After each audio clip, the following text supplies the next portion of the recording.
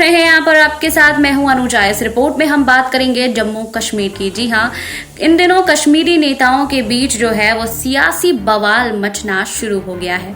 आपको बता दें कि कुछ दिनों पहले ही दिल्ली में पीएम नरेंद्र मोदी के साथ सभी कश्मीरियों नेताओं की जो है वो बैठक हुई थी, जिसके बाद जो है सभी कश्मीरी नेताओं ने अपना अपना बयान जारी किया था। इधर पूर्व मुख्यमंत्री जो है महबूबा मुफ्ती ने अपना बयान जारी करते हुए कहा था कि भारत को एक बार पाकिस्तान से बात करने की जरूरत है, जिसके बाद जो है अब ये इसको लेकर सियासी घमासान मचना शुरू हो गया है। इधर जो है उमर अब्दुल्ला ने भी अपना बयान जारी किया है। देखिए इस रिपोर्ट में कि उमर अब्दुल्ला ने क्या कहा है। कश्मीर से जुड़े मामलों पर नजर रखने वालों का कहना है कि बीते कुछ वक्त से कश्मीर में जमीनी हालात में बदलाव होता कम ही दिखा है, लेकिन इसी सप्ताह 24 जून को राजधानी दिल्ली में प्रधानमंत्री नरेंद्र मोदी के साथ हुई जम्मू कश्मीर के नेताओं की बैठक के बाद एक बार फिर प्रदेश में राजनीतिक रूप से हाशिए पर पड़ी राजनीतिक पार्टियों में जैसे नई जान आ गई है। जानकारों का कहना है कि कई हलकों में जम्मू कश्मीर के नेताओं के साथ हुई बैठक को मोदी के कथित यू टर्न के रूप में देखा जा रहा है, लेकिन असल में ऐसा नहीं है।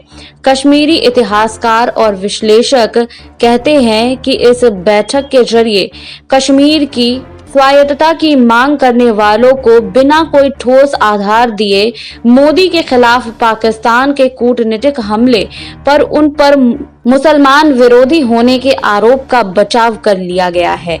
वहीं रसूल समेत कई और विश्लेषक भी ये मानते हैं कि जम्मू कश्मीर के 14 नेताओं के साथ करीब 3.5 घंटे चली ये बैठक बीते 22 महीनों में विदेश नीति में मोदी की सबसे बड़ी उपलब्धि है। वहीं श्रीनगर के वरिष्ठ पत्रकार कहते हैं कि 5 अगस्त 2019 को मोदी सरकार ने जम्मू कश्मीर में संविधान के अनुच्छेद 370 को खत्म कर इससे 2 केंद्र शासित प्रदेशों में बांट दिया।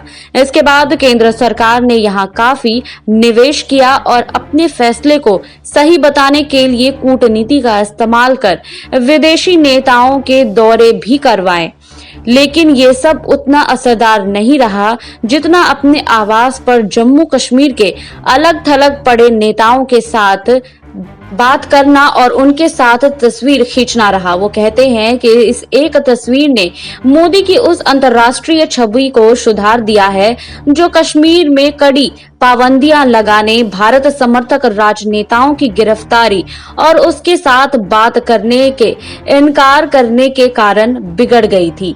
वहीं 24 जून को हुई बैठक के बाद इसमें शामिल रहे अधिकांश नेताओं ने मोदी की इस बात पर सहमति जताई कि जम्मू कश्मीर में विधानसभा चुनाव कराए जाने चाहिए और विधानसभा में सीटों की संख्या को बढ़ाया जाना चाहिए। इस प्रक्रिया में परिसीमन कहा जाता है। परिसीमन को और समावेशी बनाने के लिए सरकार ने पूर्व न्यायाधीश आरपी देसाई की अध्यक्षता में एक कमीशन का गठन किया। हालांकि नेशनल कॉन्फ्रेंस के नेता उमर अब्दुल्ला ने बैठक के बाद जम्मू कश्मीर पर अलग कमीशन बनाए जाने पर आपत्ति जताई, लेकिन उनकी आपत्ति में भी 5 अगस्त 2019 को केंद्र सरकार के लिए फैसले पर एक तरह से स्वीकृति भी थी। वहीं उमर अब्दुल्ला ने संवाददाताओं से कहा कि अगर वाकई 5 अगस्त को लिए गए फैसले का मकसद जम्मू कश्मीर को भारत के साथ मिलाना ही था, तो जम्मू कश्मीर के लिए अलग परिसीमन की प्रक्रिया क्यों? ये 5 अगस्त को लिए फैसले को विफल करता है। वहीं एक रिपोर्ट के अनुसार हुए उमर अब्दुल्ला ने कहा है कि हमने किसी मांग को छोड़ा नहीं है, लेकिन वर्तमान सरकार ने 370 बहाल करने की उम्मीद करना बेवकूफी होगी। वहीं बैठक के बाद पीडीपी नेता महबूबा मुफ्ती को छोड़कर 14 नेताओं में से किसी और ने संविधान के अनुच्छेद 370 को फिर से बहाल करने के बारे में नहीं कहा। प्रधानमंत्री के साथ बैठक के बाद उन्होंने कहा कि संविधान का अनुच्छेद 370 और 35A हमें पाकिस्तान से नहीं मिला था, ये हमें भारत से मिला था। ये हमें जवाहरलाल नेहरू और सरदार पटेल ने दिया था। वहीं विधानसभा से पूछे बिना 5 अगस्त 2019 को असंवैधानिक तरीके से इसे हटाया गया, लेकिन हम प्रजातांत्रिक संवैधानिक तरीके से उसकी बहाली की लड़ाई लड़ेंगे।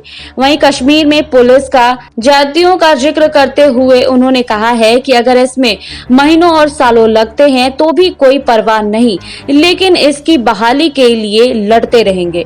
उन्होंने लोगों पर यूएपीए लगाए जाने की बात की है और कहा है कि दमन करना जैसे यहाँ की संस्कृति बन रही है। अगर कोई जोर से सांस भी लेता है तो उसे यूएपीए के तहत जेल भर में भेज दिया जाता है।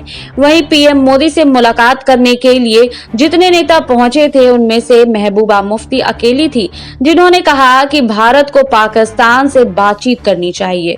उन्होंने कहा कि भारत सीमा पर संघर्ष विराम के लिए अगर खुफिया तौर पर पाकिस्तान से बातचीत कर सकता है तो उसे व्यापार और दूसरे मुद्दों पर भी उसे बातचीत करनी चाहिए।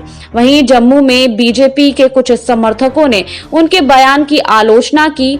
यहां महबूबा के विरोध में कई लोगों ने विरोध प्रदर्शन किया और उनकी गिरफ्तारी की मांग की, लेकिन कश्मीर घाटी में रहने वालों ने प्रधानमंत्री नरेंद्र मोदी और जम्मू कश्मीर के नेताओं की इस बैठक को लेकर अधिक उम्मीदें नहीं बांध रखी है। वहीं उमर अब्दुल्ला और उनकी नेशनल कॉन्फ्रेंस बीते कई महीनों से मोदी सरकार के समर्थन में बयान दे रहे हैं, लेकिन बिना किसी ठोस बात के मोदी के साथ बैठक में शिरकत करने के लिए उन्हें अपनी पार्टी के भीतर ही आलोचना झेलनी पड़ रही है। पूर्व मंत्री और उमर अब्दुल्ला के भरोसेमंद माने जाने वाले सैयद आगा रोहुल्ला मेहदी कहते हैं कि अपनी पार्टी के नेताओं को एक संभावित जाल के बारे में आगाह कराता रहा हूं। अगर वहां जाकर परिसीमन पर ही बात करनी थी तो वहां जाने का भला क्या फायदा हुआ। वहीं कई नेता अभी भी कश्मीर में राजनीति को फिर से पुनर्जीवित करने को लेकर मोदी पर पड़े रहे अंतर्राष्ट्रीय दबाव को कम करने के लिए उनके स्मार्ट और चतुर कदम के बारे में समझने की कोशिश कर रहे हैं। कई लोग कश्मीर में मौजूद राजनीतिक गुटों में अचानक हुए हृदय परिवर्तन को देखकर भी हैरान हैं। आपको हमारी रिपोर्ट कैसी लगी हमें कमेंट बॉक्स में लिखिए। बाकी और खबरों के लिए जुड़े रहिए SPN 9 न्यूज के साथ। आपको बता दें कि उमर अब्दुल्ला जो है वो खुले तौर पे मोदी का समर्थन नहीं कर रहे हैं, लेकिन मोदी के अगेंस्ट भी नहीं दिख रहे हैं। आपको बता दें कि उमर अब्दुल्ला जो है वो कहीं ना कहीं मोदी का समर्थन करते हुए जरूर नजर आ रहे हैं। आपको हमारी रिपोर्ट कैसी लगी हमें कमेंट बॉक्स में लिखिए। बाकी और खबरों के लिए जुड़े रहिए SPN 9 न्यूज के साथ।